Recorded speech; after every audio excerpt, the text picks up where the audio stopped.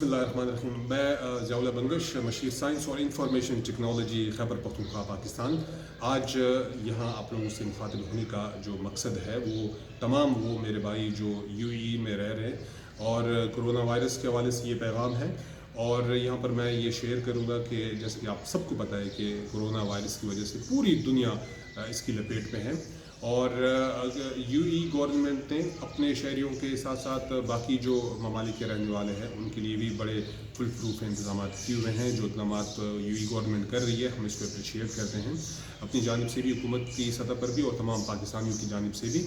यहाँ पर मैं अपने तमाम पाकिस्तानी भाइयों को एक यहाँ पर रिक्वेस्ट करूँगा कि वो जो इकदाम यूएई गवर्नमेंट की जानिब से किए गए हैं उस पर मुकम्मल अमल दरामद करें और घरों में रहें और घरों से बाहर ना निकले।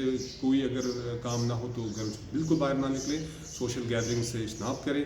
और यहाँ पर मैं ये भी कहूँगा कि जो लोग, अगर आप लोग कहीं बाहर जाते हैं तो वहाँ पर सैनिटाइज़र्स का इस्तेमाल करें। जब आप घरों को वापस आएँ तब भी यहाँ पर सैनिटाइज़र्स का इस्तेमाल करें।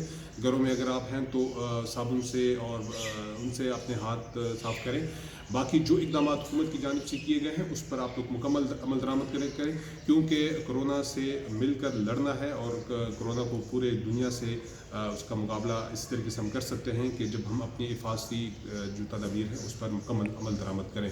यहाँ पर मैं दोबारा यूएई गवर्नमेंट को अप्रिशिएट करूँगा और तमाम पाकिस्तान से दोबारा अपील है कि यूएई गवर्नमेंट के इस जो अमल है उस पर मुकम्मल अमल दरामद करें। बहुत शुक्रिया। पाकिस्तान जिंदाबाद, यूएई गवर्नमेंट जिंदाबाद।